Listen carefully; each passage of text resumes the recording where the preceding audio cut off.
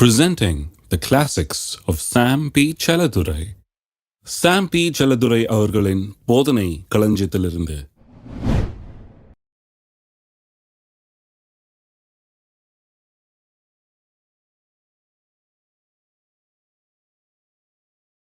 எபிரேயர்களது நிருபம் 4ஆம் அதிகாரத்துக்கு திருப்போம். 14ஆம் வசனத்திலிருந்து வாசிக்கிறேன். எபிரேயர் 4ஆம் அதிகாரம் 14ஆம் வசனத்திலிருந்து. வானங்களின் வழியாய் பரலோகத்திற்கு போன தேவகுமாரனாகிய இயேசு என்னும் மகாபிரதான ஆசாரியர் நமக்கு இருக்கிறபடினால் நாம் பண்ணின அறிக்கையை உறுதியாய் பற்றி கொண்டிருக்க கடவோம். நம்முடைய பலவீனங்களை குறித்து பரிதபிக்கக்கூடாத பிரதான ஆசாரியர் நமக்கு இராமல் எல்லா விதத்திலும் நம்மை போல சோதிக்கப்பட்டும் பாவமில்லாதவராய் இருக்கிற பிரதான ஆசாரியரே நமக்கு இருக்கிறார். ஆதலால் நாம் இரக்கத்தை பெறவும் ஏற்ற சமயத்தில் சகாயம் செய்யும் கிருபை அடையவும் தைரியமாய் கிருபாசன தண்டையிலே சேர கடவோம். பாவ சோதனைகள் மத்தியிலே நமக்கு உதவி செய்கிறவர் ஒருவர் இருக்கிறார். இது ரொம்ப முக்கியமான ஒரு காரியம் பாருங்க. கிறிஸ்தவ விசுவாசிகள் ஒவ்வொருவரும் புரிந்து கொள்ள வேணும். பாவ சோதனைகள் எல்லாருக்கும் இருக்குது. நிறைய பேர் நாடகம் ஆடுறாங்க. ஞாயிற்றுக்கிழமை சட்டையை போட்டுக்கிட்டு, ஞாயிற்றுக்கிழமை மூஞ்சியை வச்சுக்கிட்டு, ஞாயிற்றுக்கிழமை பேச்சை பேசிக்கிட்டு, பாவமா அதை நான் கண்டே ரொம்ப நாள் ஆச்சாக்கும், 25 வருஷமாக அதை எட்டி கூட பார்க்கலையாக்கும், அது என்ன எட்டி கூட பார்க்கறது இல்லையாக்கும், அந்த உணர்வுகள் அந்த எண்ணங்கள்லாம் எனக்கு வந்ததே கிடையாதாக்கும். நான் ஒருத்தர் கேட்ட மரக்கட்டை ஆயிட்டீங்களான்னு. எப்படி வராமல் இருக்குது? எந்த எண்ணமும் வரலையா? பாவ எண்ணங்களே வரலையா? பொய் தான் சொல்லக்கூடாது. இந்த மாதிரி நாடகம் ஆடக்கூடாது. நிறைய பேர் இந்த நாடகம் ஆடியே தங்களை கெடுத்துக் கொள்கிறார்கள். ஒத்துக்கிறது இல்லை பாருங்க. நாம் பாவத்திலிருந்து வெற்றியில் வாழ வேணும் என்று சொன்னால் பாவ சோதனை இருக்குதுன்னா சோதனை எனக்கு இருக்குது அப்படின்னு சொல்லி எல்லாம் ஊரெல்லாம் போய் நான் சொல்லலை, எல்லாத்தையும் போய் சொல்லிட்டு கிடங்கன்னு சொல்லலை. உங்களுக்கு உதவக்கூடிய ஒருத்தர் இருக்கிறாரு, அவர்கிட்டையாவது கரெக்டாக மனம் திறந்து நீங்கள் சொல்ல வேணும். ஏனென்றால் அவர் உங்கள் பட்சத்தில் இருக்கிறார், உங்கள் சைடில் இருக்கிறார், உங்களுக்கு உதவுறதுக்காக இருக்கிறார். அப்படி தான் வாழ்க்கையில் பாவத்தின் மீது வெற்றியை காண முடியுமோ ஒழி. அப்படி நாடகம் ஆடிட்டு இருந்தால், சண்டே சட்டையை போட்டுக்கிட்டு, சண்டே பேச்சை பேசிக்கிட்டு, எல்லாருக்கும் முன்னால் நல்ல மாதிரி நடிச்சிட்டு இருந்தால் நடக்காது. கர்த்தரிடத்தில் நாம் உண்மையை சொல்ல வேண்டும். கர்த்தரிடத்தில் நம்முடைய மனதை திறக்க வேண்டும். அவர் நமக்கு உதவி செய்கிறவராக இருக்கிறார். அதை குறித்து அந்த வசனம் சொல்லுது. நம்முடைய பலவீனங்களை குறித்து எல்லாம் சொல்லுங்க. பலவீனம்னு சொன்ன உடனே சரீர பலவீனம்னு எடுத்துக்கொள்ளக்கூடாது. பலவிதமான பலவீனம் இருக்குது. எல்லாருக்கும் ஒரு வீக்னஸ் இருக்குன்றாங்க இல்லையா? சிலருக்கு சில வீக்னஸ் எல்லாம் இருக்குது, பாவ வீக்னஸ் எல்லாம் இருக்குது. அதைத்தான் இங்கே சொல்லி இருக்குது. நம்முடைய பலவீனங்களை குறித்து பரிதபிக்க கூடாத பிரதான ஆசாரியர் நமக்கு இராமல். நெகட்டிவ்ல சொல்லி இருக்கு, நான் பாசிட்டிவ்ல சொல்றேன். நம்முடைய பலவீனங்களை குறித்து நமக்கு இருக்கிற வீக்னஸஸ், பாவ சோதனைகளால் சோதிக்கப்படுறோம் இல்லையா? வீக்கா இருக்கிறோம் சில பாயிண்ட்ல. அவைகளை குறித்து பரிதபிக்கக்கூடிய ஒரு பிரதான ஆசாரியர் நமக்கு இருக்கிறார். ஏன் அவர் பரிதபிக்க முடிகிறது? பரிதபிக்கிறதுனா ஐயோ பாவம் அப்படின்னு சொல்றது இல்லை. பரிதபிக்கிறதுனா அதை விட இன்னும் அதிகம், நமக்கு உண்மையாகவே உதவி செய்யக்கூடியவர். அப்படிப்பட்ட ஒரு பிரதான ஆசாரியர் நமக்கு இருக்கிறாராம். ஏன் அவர் அப்படி செய்யக்கூடியவராக இருக்கிறார்? பரிதபிக்கக்கூடியவராக, நமக்கு உதவி செய்யக்கூடியவராக இருக்கிறார். சொல்லியிருக்கு பாருங்க. எல்லா விதத்திலும் நம்மை போல சோதிக்கப்பட்டும் பாவம் இல்லாதவராக இருக்கிற பிரதான ஆசாரியரே நமக்கு இருக்கிறார். அதாவது அவரும் நம்ம போல எல்லா விதத்திலும் சோதிக்கப்பட்டிருக்கிறாராம். ஆனால் ஒரு நாளும் பாவம் செய்தது கிடையாது. ஃபுல்லா சோதிக்கப்பட்டிருக்காரு, நம்ம போலவே சோதிக்கப்பட்டிருக்காரு. ஆனால் பாவம் செய்தது கிடையாது. அப்ப எனக்கு உதவி வேணும்னா யார்கிட்ட போகணும்? பாவம் செஞ்சு உளுந்து பண்ணி சேத்துல திரும்பி போய் விழுற மாதிரி, நாய் கக்குனது தின்ற மாதிரி திருப்பி போய் விழுறான் பாருங்க. அவங்ககிட்டயா போறது? அவனுக்கு தான் ஒன்றும் தெரியாது. அவனே பரிதாபிக்கக்கூடிய நிலையில் இருக்கிறான். அவன்கிட்ட போய் நான் என்ன உதவி இது கேட்கறது? ஆனால் ஒருவர் இருக்கிறார், எல்லா விதத்திலும் சோதிக்கப்பட்டும் பாவம் இல்லாதவராய் இருக்கிறவர் இருக்கிறார். எப்படியெல்லாம் சோதிக்கப்பட முடியுமோ அப்படிலாம் சோதிக்கப்பட்டு பாவம் இல்லாதவராய் இருக்கிறார். அவர்கிட்ட நான் போலாம். அவர் தான் பெரிய எக்ஸ்பர்ட். அவர் 100% பெர்ஃபெக்ட். அவர் எல்லாத்தையும் பார்த்துட்டாரு. எந்த சோதனையும் அவரை மேற்கொள்ள முடியல. அவர் எனக்கு இப்போ ஐடியா கொடுக்க அவர் வல்லவராக இருக்கிறார். எனக்கு அந்த வல்லமையை கொடுக்க அவர் வல்லவராக இருக்கிறார். பாருங்க, அடுத்த வசனம் பாருங்க. ஆதலால் நாம் இரக்கத்தை பெறவும் ஏற்ற சமயத்தில் சகாயம் செய்யும் கிருபையை அடையவும் தைரியமாய் கிருபாசன தண்டையிலே சேர கடவும். எனக்கு நீங்க எப்படின்னு தெரியல, எனக்கு தெரிஞ்சு இந்த வசனத்தை முக்கால்வாசி தனியாக தான் பிரசங்கம் பண்ணுவாங்க. இரக்கத்தை பெறவும் ஏற்ற சமயத்தில் சகாயம் செய்யும் கிருபையை அடையவும் தைரியமாய் கிருபாசன தண்டையில் சேர கடவும்ன்ற பிரசங்கம் நிறைய கேட்டிருக்கேன் பாருங்க. அதாவது ஏதாவது உனக்கு தேவையா கிருபையை பெறுறதுக்கு, சகாயம் செய்கிற கிருபையை பெறுறதுக்கு, இரக்கத்தை பெறுறதுக்கு கத்திரிடத்துல வா அப்படின்னு சொல்லுவாங்க. ஆனால் குறிப்பாக கான்டெக்ஸ்டோட பார்த்தீங்கன்னா, சந்தர்ப்பத்தோட பார்த்தீங்கன்னா, பலவீனத்தின் நிமித்தம் பாவ சோதனைகள் அகப்பட்டு பலவீனமாய் உங்களுக்கு தோணுது, ஐயோ நான் சோதிக்கப்படுறேனே, இதில் விழுந்துருவோம் போல இருக்கு அப்படின்னு தோன்றப்ப அதுக்கு தான் சொல்லி இருக்குது, உங்களை குறித்து பரிதபிக்கக்கூடிய ஒரு பிரதான ஆசாரியர் இருக்கிறார். ஆதலால் இரக்கத்தை பெறவும், ஏற்ற சமயத்தில் சகாயம் செய்யும் கிருபையை பெறவும் தைரியமாய் கிருபாசன தண்டையில வரக்கடவும் சேரக்கடவும். அதாவது இது குறிப்பா பாவ சோதனையில் ஆகப்பட்டு உதவி தேவைன்றாங்க பாருங்க. அவங்களுக்கு தான் இந்த இன்விடேஷன் குறிப்பா சொல்லியிருக்குது. எந்த தேவைனாலும் வரலாம், ஆனா குறிப்பா யாருக்கு சொல்லியிருக்குது? பாவ சோதனையில் ஆகப்பட்டு அந்த பாவத்தின் மத்தியில ஐயோ நான் வீக்கா இருக்கிறேனே, இதுல விழுந்துருவேனோ, எனக்கு ஒரு உதவி தேவைன்னு சொல்றவங்களுக்காக இப்படி ஒரு அழைப்பு கொடுக்கப்பட்டிருக்கிறது. ஆகவே இதை ரொம்ப கவனிக்க வேண்டும்.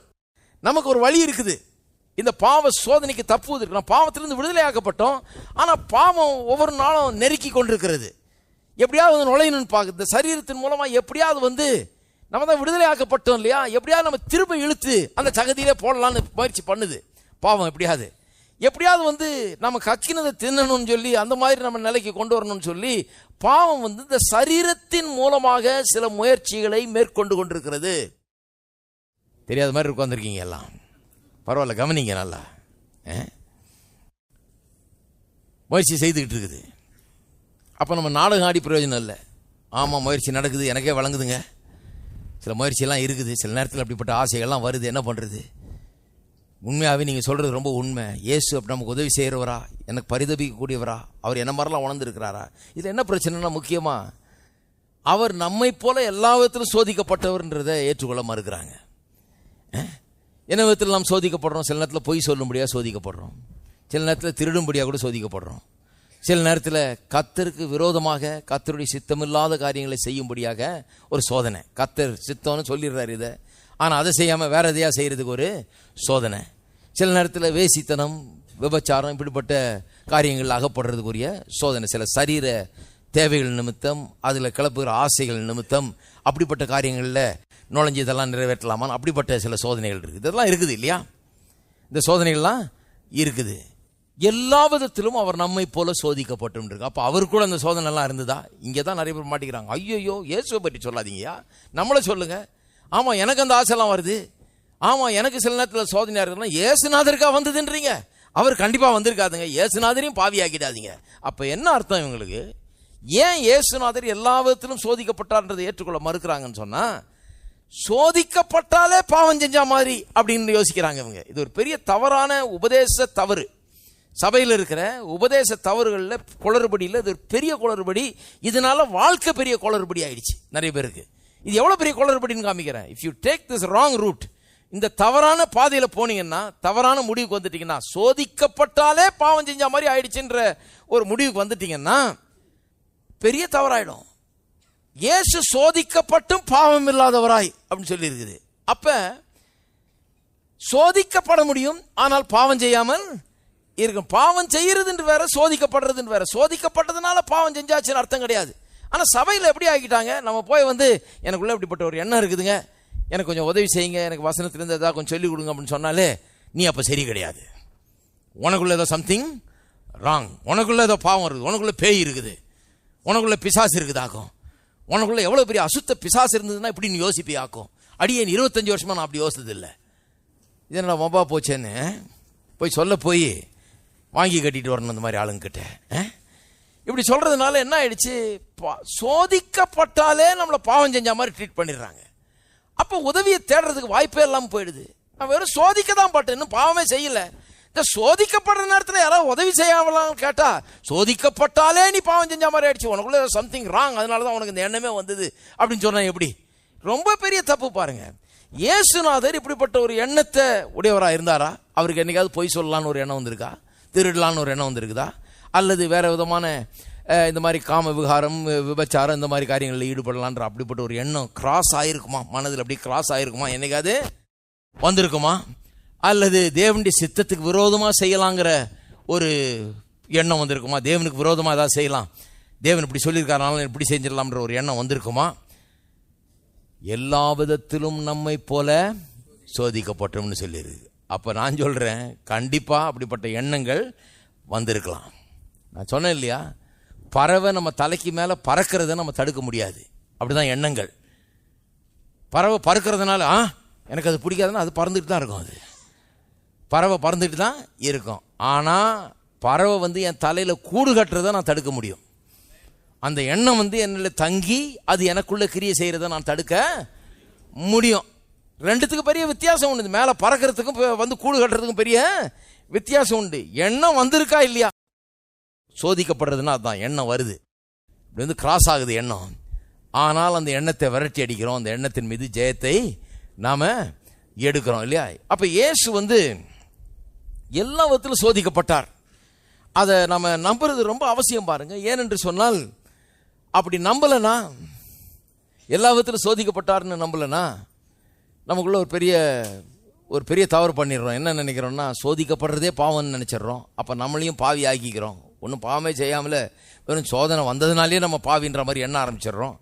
அப்புறம் நம்ம பாவம் செய்கிறதுக்கு ரொம்ப ஏதுவாக போயிடுது. எப்படியும் பாவி ஆகிட்டோம், நம்ம எண்ணம் வந்துருச்சு, செஞ்சவும் செஞ்சிடலாம், செய்கிறது தானே மிச்சம் அப்படின்னு செய்யவும் செஞ்சிடறோம். இப்படி தவறான வழியில் தான் நிறைய பேர் போயிட்டு இருக்கிறாங்க பாருங்கள். அதனால தான் இதை போதிக்கிறேன் நான். அப்போ நம்மை குறித்து நம்முடைய பலவீனங்களிலே, இந்த மாதிரி பலவீனங்களிலே, வீக்னஸில் நம்மை குறித்து பரிதபிக்கக்கூடிய ஒருவர் இருக்கிறார் பாருங்க. கிறிஸ்தவத்தில் தான் இந்த இன்கார்னேஷன், மனு அவதாரம் என்கிறத போதிக்கிறார். ரொம்ப முக்கியம். மனுஷன் ஆனார், மாம்ச ரூபத்தை எடுத்தார், நம்மோடு கூட வந்து நம்மை போல வாழ்ந்தார்.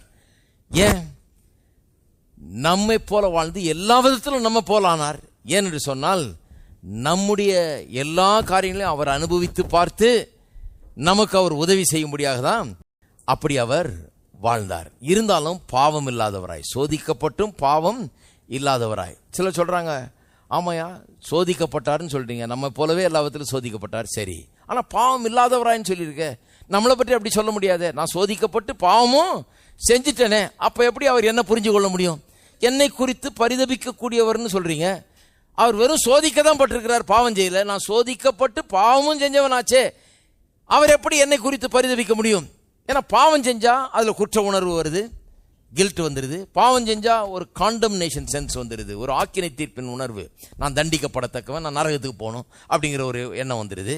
பாவம் செஞ்சா கில்ட், காண்டம்னேஷன், ஒரு இன்ஃபீரியாரிட்டி, ஒரு தாழ்வு மனப்பான்மை, ஷேம், அவமானம் ஒன்று வருகிறது. இதையெல்லாம் ஏசு அனுபவிச்சது கிடையாது. பாவம் செஞ்சவன் தானே இதை அனுபவிக்க முடியும். பாவம் ஒருத்தன் செஞ்சிருந்தா தானே அவமானப்பட முடியும், செஞ்சிருந்தா தானே குற்ற உணர்வு உண்டாகும், செஞ்சிருந்தா தானே தான் வந்து குற்றவாளி, கடவுளுக்கு முன்னால் நான் குற்றவாளியாக நிற்கிறேன், நான் நரகத்துக்கு அனுப்பப்படுவேன்ற அப்படிப்பட்ட ஒரு ஃபீலிங் எல்லாம் வரும். அதெல்லாம் வந்ததே கிடையாது இயேசுக்கு. ஏன்னா அவர் சோதிக்கப்பட்டும் பாவம் இல்லாதவராக இருக்கிறாரே, இதெல்லாம் வந்ததே இல்லைன்னு சொல்லலாம். ஆனால் சொல்கிறேன் பாருங்க, அவர் உலக வாழ்க்கையில் சோதிக்கப்பட்டு பாவமே செய்யலை, ஆனால் சிலுவையில் தொங்கின போது பாவம் ஆனார் என்று வேதம் சொல்லுகிறது. இதை கொஞ்சம் எண்ணி பாருங்க. பாவம் ஆனார், பாவம் அறியாத அவர் நமக்காக பாவமானார். 2 கொரிந்தியர் 5:21 சொல்லுகிறது. பாவம் அறியாத அவர் நமக்காக பாவமானார். அவர் பாவம் செய்யல, பாவமானார். தேவன் அவரை பாவமாக்கினார் என்று சொல்லப்பட்டிருக்கிறது. அவர் பாவம் செஞ்சதுனால பாவியாகல, பாவங்கள் அவர் மீது சுமத்தப்பட்டதுனால. கல்வாரி சிலுவையில் இயேசு தொங்கின போது மனு வர்க்கத்தின் அத்தனை பாவங்களும் அவர் மீது வைக்கப்பட்டது. அவர் பாவத்தை சுமந்தார். அந்த பாவத்தோடு கூட வருகிற அந்த கில்ட், குற்ற உணர்வு, அந்த பாவத்தோடு வருகிற ஆக்கினை தீர்ப்பு, தேவனுடைய தண்டனை, அந்த பாவத்தோடு, அந்த பாவம் செய்கிறவனுக்கு வருகிற அவமானம், அத்தனையும் அவர் அங்கே ருசி பார்த்தார். அது ருசி பார்க்கலன்னு சொல்ல முடியாது. அவர் பாவம் செஞ்சு ருசி பார்க்கல, பாவமானபடினாலே, பாவத்தை ஏற்றுக்கொண்டபடினாலே, நம்முடைய பாவங்களை சுமந்து சபிக்கப்பட்டவராய் மாறினபடினாலே, கல்வாரி சிலுவையிலே நாம் பாவம் செய்ததினால் பட்ட அவமானத்தையும் குற்ற உணர்வையும் ஆக்கினை தீர்ப்பின் உணர்வையும் அவர் அனுபவித்திருக்கிறார். நம்மை போல எல்லாவற்றிலும் சோதிக்கப்பட்டது மட்டும் இல்லாம பாவம் செய்யாம இருந்தாரு, ஆனால் பாவம் செஞ்சவர்களுக்கு ஏற்படுகிற உணர்வையும் கூட அவர் அனுபவித்தே பார்த்திருக்கிறாரு. பாவம் ஆனது நிமித்தமாக, பாவம் ஆக்கப்பட்டது நிமித்தமாக. அதனால தான் கதறுகிறார், என் தேவனே ஏன் என்னை கைவிட்டேன் என்று. ஒரு சனப்பொழுது கூட தேவன் அவரை விட்டு முகத்தை திருப்பினது கிடையாது. 2 பேரும் அப்படியே பெர்ஃபெக்ட் யூனிட்டியில் இருந்தாங்க, கம்யூனியனில் இருக்கிறாங்க. அவர் இந்த உலகத்துக்கு வந்துட்ட பிறகு கூட பிதாவோட தினந்தோறும் பேசுகிறார், அவருடைய முகத்தை பார்த்து கொண்டிருக்கிறார். ஆனால் அந்த சிலுவையில் தொங்கின அந்த பொழுதிலே தேவன் முகத்தை திருப்பி கொண்டார். என் தேவனே ஏன் என்னை கைவிட்டீர் என்று கதறுகிறார். பாவமாக்கப்பட்டு விட்டார். பாவத்தை நோக்கி பார்க்கக்கூடாத சுத்த கண்ணராய் இருக்கிற பிதாவாகிய தேவன் தன்னுடைய முகத்தை திருப்பி கொண்டார். இதெல்லாம் ஆச்சரியப்படத்தக்க விதத்தில் நடந்த ஒரு காரியம். சிலுவையில் நடந்தது என்னன்றதை பிரசங்கிக்க போனால் அதுக்கு 4 நாள் ஆகும். ஏன் அப்படி கதறினார்? அங்கே என்ன நடந்தது? ஏன் திருப்பிக்கிட்டார் முகத்தை? கைவிடப்பட்டவராய் கதறினார். அங்கே ஏன் நாம் ஒரு நாளும் கைவிடப்பட்டு கதற போறதில்லை. அவரை ஒருத்தரை தான் கைவிட்டிருக்கிறாரு. அவரை ஒருத்தரை தான் கதற விட்டுருக்கிறாரு. நம்ம ஒருவரையும் அவர் கைவிடுவதில்லை, நாம் கதறுவதில்லை. நமக்கு பதிலா அவரை கைவிட்டார், நமக்கு பதிலா அவரை கதற வச்சார், நமக்கு பதிலா அவர் எல்லாவற்றையும் அனுபவித்து விட்டார் கல்வாரி சிலுவையில். அப்ப பாருங்க, இது 100% உண்மை. We have a complete and amazing redemption. நமக்கு இன்றைக்கு நம்மை குறித்து பரிதபிக்கக்கூடிய, நம்முடைய பலவீனங்களை குறித்து பரிதபிக்கக்கூடிய ஒரு பிரதான ஆசாரியர் நமக்கு இருக்கிறார். நம்ம நல்லா புரிஞ்சு வச்சிருக்கிறவர். நம்முடைய சோதனைகளை, நம்முடைய குற்ற உணர்வு, அவமானம் எல்லாத்தையும் பார்த்துட்டவர் அவர். நாம் என்ன ஃபீல் பண்ணுறோம் அத்தனை அவருக்கு தெரியுது. ஆக அவர்கிட்ட ஓட வேண்டியதில்லை, அவர்கிட்ட நீங்கள் மறைக்க வேண்டியதில்லை, அவர்கிட்ட நாடகம் ஆட வேண்டியதில்லை, சட்டையை மாட்டி அவரை ஏமாற்ற வேண்டியதில்லை. அவர்கிட்ட மனதை நாம் திறக்க வேண்டும். அவர் நமக்கு உதவி செய்யக்கூடியவராய் இருக்கிறார். எபிரேயர் 2ஆம் அதிகாரம் பாருங்க, 17-18. அன்றியும், எபிரேயர் 2:17-18, அன்றியும் அவர் ஜனத்தின் பாவங்களை நிவர்த்தி செய்வதற்கு ஏதுவாக தேவ காரியங்களை குறித்து இரக்கமும் உண்மையும் உள்ள பிரதான ஆசாரியராய் இருக்கும்படிக்கு எவ்விதத்திலும் தம்முடைய சகோதரருக்கு ஒப்பாக வேண்டியதாக இருந்தது. எல்லாம் சொல்லுங்க பார்ப்போம். எவ்விதத்திலும் தம்முடைய சகோதரருக்கு ஒப்பாக வேண்டியதாக இருந்தது. மனுஷனாய் வந்தார கிறிஸ்து, அதை பற்றி சொல்லி இருக்குது. வந்தவர் எல்லா விதத்திலும் தம்முடைய சகோதரர் போல ஆக வேண்டியதாக இருந்தது. அவர் எல்லா விதத்திலும் நம்மை போல ஆக வேண்டியதாக இருந்தது. ஏன், எதனால நம்ம போல எல்லா விதத்திலும் அவர் ஆக வேண்டியதாக இருந்தது? ஆதலால் அவர்தாமே சோதிக்கப்பட்டு பாடுபட்டதினாலே அவர் சோதிக்கப்படுகிறவர்களுக்கு உதவி செய்ய வல்லவராயிருக்கிறார். எப்படி பாருங்க, சோதிக்கப்பட்டு பாடுபட்டதுனால சோதிக்கப்படுகிறவர்களுக்கு உதவி செய்ய வல்லவராயிருக்கிறார். பாருங்க, இங்கிலீஷ் பைபிளில் ஒருவேளை பார்த்துட்டு இருந்தீங்கன்னா கிங் ஜேம்ஸ் வெர்ஷனில் சக்கர் என்ற வார்த்தை வரும். அது பழைய வார்த்தை, நிறைய பேருக்கு புரியாது. NIVயில் எப்படி வருது, ஏபிள் டு ஹெல்ப், உதவி செய்ய வல்லவராயிருக்கிறார்னு தமிழில் நல்லா க்ளீனாக வந்திருக்கு. ஆனால் தி லிவிங் பைபிளில் ரொம்ப அருமையாக வந்திருக்குது இந்த டிரான்ஸ்லேஷன். உதவி செய்ய வல்லவராக இருக்கிறார்ன்ற இடத்துல எப்படி தெரியுமா வந்திருக்கு, He is wonderfully able to help us. அதிசயப்படத்தக்க விதத்திலே, ஆச்சரியப்படத்தக்க விதத்திலே, அற்புதமான விதத்திலே நம்மளுக்கு உதவி செய்ய வல்லவராக இருக்கிறார். அவர்தாமே சோதிக்கப்பட்டு பாடுபட்டதினாலே அவர் சோதிக்கப்படுகிறவர்களுக்கு ஆச்சரியப்படுகிற விதத்திலே, அதிசயப்படுகிற விதத்திலே, அற்புதமான விதத்திலே உதவி செய்ய வல்லவராய் இருக்கிறார். அப்ப நான் சொல்லுகிறேன், அற்புதமான விதத்திலே நமக்கு உதவி செய்ய வல்லவர் ஒருவர் இருக்கிறார். எதுல? பாவ சோதனைன்னு வர்ற இடத்துல அற்புதமான விதத்திலே, wonderfully able to help us, நமக்கு அற்புதமான விதத்திலே உதவி செய்ய வல்லவர் ஒருவர் இருக்கிறார். எல்லாம் சொல்லுங்க, பாவ சோதனையிலே அற்புதமான விதத்திலே எனக்கு உதவி செய்ய வல்லவர் ஒருவர் இருக்கிறார். அப்ப பாருங்க, ஆமா அது பாவ சரீரங்க, ரொம்ப கரெக்டுங்க, அதனால பாவத்திலே கடக்க வேண்டியதுதான், இந்த சரீரம் மாறுற வரைக்கும் வேற என்ன பண்றது அப்படின்னு சாக்கு போக சொல்லிட்டு சில ஆளுங்க அதே சாக்கு போச்ச வச்சுக்கிட்டு பண்ணிட்டு இருக்கிறாங்க. பாருங்க, தப்பு. ஏன் பாவம் செய்யணும்? ஏன் நம்ம பாவத்தில் உழலணும்? ஏன் பாவத்தில் கிடக்கணும்? ஏன் பாவத்தில் விழணும்? தேவையே கிடையாது. ஏனென்றால் சோதிக்கப்படுகிறவர்களுக்கு அற்புதமான விதத்தில் உதவி செய்ய வல்ல ஒருவர் இருக்கும்போது நான் ஏன் பாவம் செய்யணும்? ஹலோ, சோதிக்கப்படுற எனக்கும் உங்களுக்கும் அற்புதமான விதத்தில் உதவி செய்ய ஒருத்தர் இருக்கிறாருன்னு சொன்னா அப்புறம் நீங்க ஏன் பாவம் செய்யணும்? ஹலோ, இருக்கீங்களா? எத்தனை பேர் நம்புறீங்க அற்புதமான விதத்தில் உதவி செய்வார்னவர்? நீங்க நினைக்கிறீங்க முடியாதுன்னு, நான் சொல்றேன் அற்புதமான விதத்தில் உதவி செய்வார். அப்ப நான் பாவம் செய்ய வேண்டிய அவசியம் கிடையாது. ஒருவேளை வீக்கா இருக்கலாம் சில பாயிண்ட்ஸ்ல, ஆனா பாவம் செய்ய வேண்டிய அவசியம் கிடையாது. ஏன்னா என்னுடைய வீக்னஸ்ல அவருடைய ஸ்ட்ரென்த் வந்துருதாங்க. அவர் என்ன பண்றாரு? அற்புதமான விதத்தில் என்னுடைய வீக்னஸ்ல கொண்டாந்து அவருடைய ஸ்ட்ரென்த்தை சேர்த்துறாரு. அப்ப என்னுடைய வீக்னஸ் வந்து ஸ்ட்ராங்கா மாறிடுது. ரொம்ப முக்கியம் பாருங்க. பாவம் அழிக்கிறது. எத்தனையோ குடும்பங்கள் நீ கெட்டு போயிருக்குது. திருமண வாழ்க்கையெல்லாம் கெட்டு போயிருச்சு. எத்தனையோ குடும்பங்கள்ல ஒன்றும் இல்லாம போயிட்டாங்க பாருங்க. எத்தனையோ வேலைகள் போச்சு, எத்தனை பொருளாதாரம் போச்சு, எவ்வளவு கெட்டு சீரழிந்து இருக்கிறது. நாம இதை பற்றி கொஞ்சம் கூட போதிக்கிறதே கிடையாது, பற்றி யோசிக்கிறதே. கெடுத்தது பாவம், ஆசை இச்சைகளுக்கு இடம் கொடுக்கிறது. அது எப்படி மீள்றதுன்னு தெரியாம தவிக்கிறது. கிறிஸ்தவர்கள், நான் சொல்றேன் கிறிஸ்தவ விசுவாசிகள், அதுல இருந்து எப்படி மீள்றதுன்னு தெரியாம, என்னன்னு தெரியல பிரதர், அந்த நேரத்தில் அப்படி ஆயிடுச்சு பிரதர், என்னமோ தெரியல பிரதர், பேயோ பிசாசோ தெரியல, என்னமோ யாரோ வச்சுட்டாங்களோ என்னமோ தெரியல, என்னமோ வந்துருச்சு பிரதர், என்னமோ செஞ்சிருச்சு பிரதர், அதுதான் சொல்லிட்டு இருக்கிறாங்களோ ஒழிய ஒரு நாளும் அவர்களுக்காக பரிதபிக்கக்கூடிய ஒருவர் இருக்கிறார். எல்லாம் புரிந்து வைத்திருக்கிறார். அவர் அற்புதமான விதத்தில் அவர்களுக்கு உதவி செய்வார்னு யாரும் சொல்லி தரல அவங்களுக்கு. இதுதான் மிஸ்ஸிங் பாருங்க. நானும் எத்தனையோ வருஷம் சபையில் தான் இருந்தேன். யாரும் சொல்லல அற்புதமான விதத்தில் உனக்கு உதவி செய்கிற ஒருத்தர் இருக்கிறாருன்னு.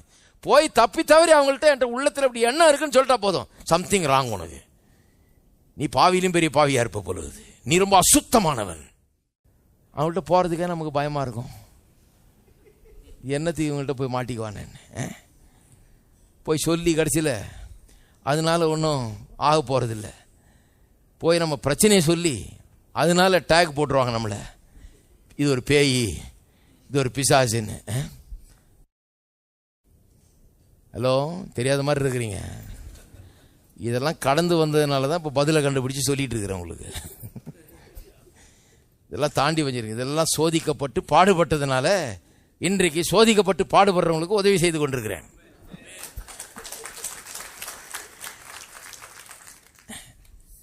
ஒருவராவது அழிந்து போகக்கூடாது, ஒருவராவது கெட்டு போகக்கூடாது.